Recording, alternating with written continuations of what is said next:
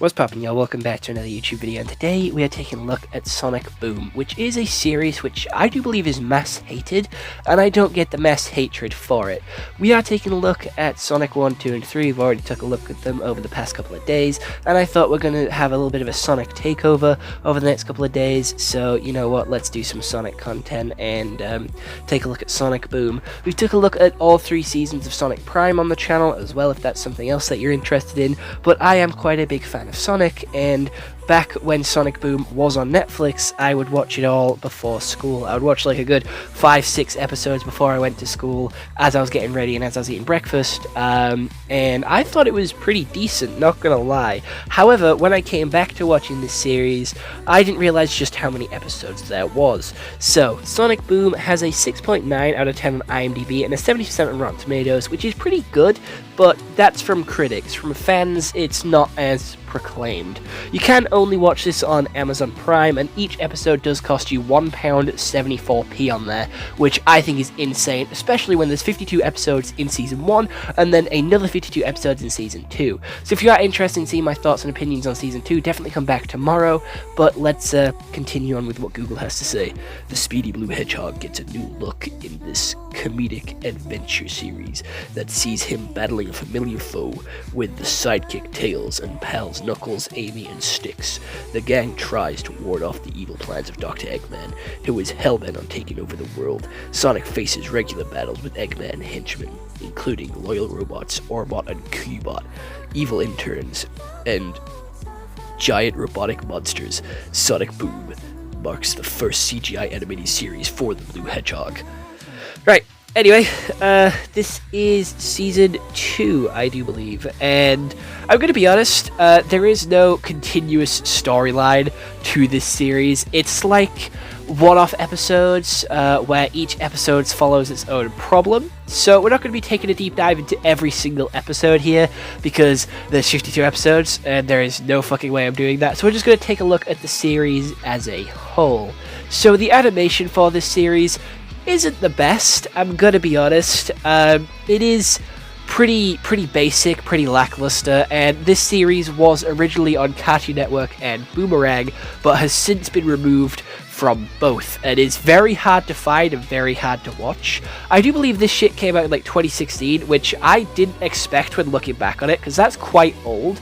I do remember sort of seeing this advertised and not really liking the look of it, and not really watching it ever until it came onto Netflix and I had nothing else to watch. So until I finally gave it a shot, I was a pretty big hater of this show, I'm gonna be honest. But after watching it, I do believe I was completely wrong, because the character designs in this show are very creative. They're character designs that we haven't really seen for the characters before, and it just gives them that extra bit of personality, and you can tell a lot from their personality by how they're dressed and how they act in the show, how they present themselves. We have Tails with the goggles on and with the gloves on and with his tool belt. Obviously he's the smart one, he's the inventor. You can tell that from how he's dressed. We have Knuckles being the brawler, with him having very little character adjustments other than his triangle body shape and the wraps around his hands to show that he is the fighter. And then like Amy as well, with her character design, and Sonic's showing off their sort of personality traits, how they are, how they act. And there is a completely new character made to join their team, which is Styx, and I don't actually know what animal Styx is, but she's a completely new character that was made for this Sonic Boom series. You don't see her in any of the other games, TV shows, or movies, and I think that's pretty cool, because we have a completely new character here to explore, and she is like the opposite to Amy. Amy is like the stereotypical sort of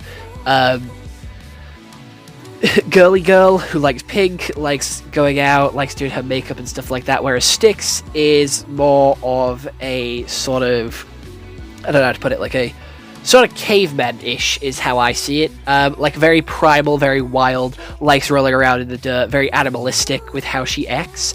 And I'm going to be honest, she wasn't a character that I particularly liked or was very interested in when watching the show. My attention completely went to Sonic and Knuckles, actually. This show actually made me like Knuckles.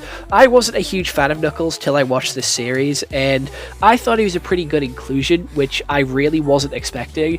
I wasn't really a big fan of Knuckles in the Sonic sort of franchise until I saw this, so you know what? Props to this for making me like Knuckles.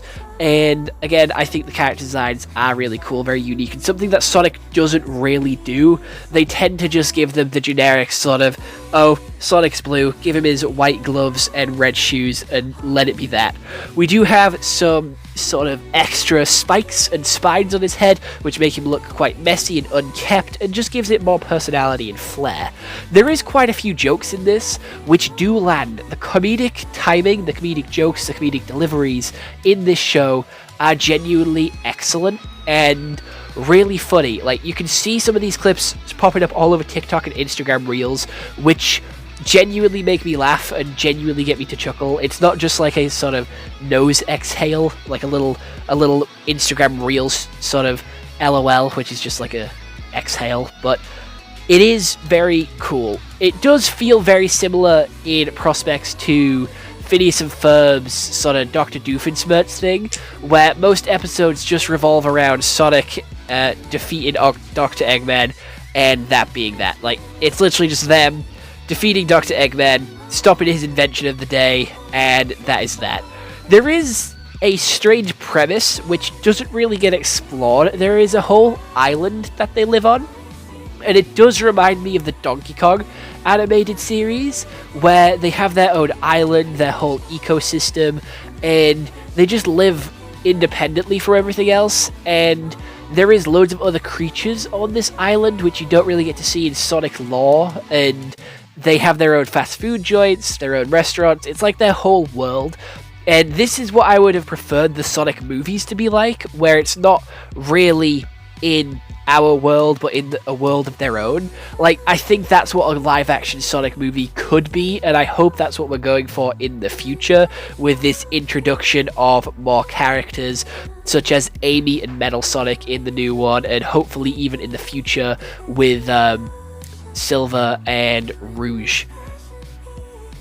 It does follow a very similar pattern to like the Sonic Forces game, where there's loads of other creatures and characters running about, and Dr. Eggman is the sort of odd one out here. He is the only human on the island, and I feel like that's what makes him special, because he's the only human. He's the one that stands out, and there is this sort of love-hate relationship with this character of Eggman, because him and Sonic throughout this entire series have had this sort of friends and hatred, like whether they hate each other or whether they like each other, and majority of the time it's just for comedic purpose. The plot of the episodes aren't the strongest in this series. Some of the plots are quite weak. We have some of them having like a race, which clearly Sonic is going to be the winner. We have some like grand invention from Eggman which they have to defeat. Sometimes it's a different villain of the week, where it's some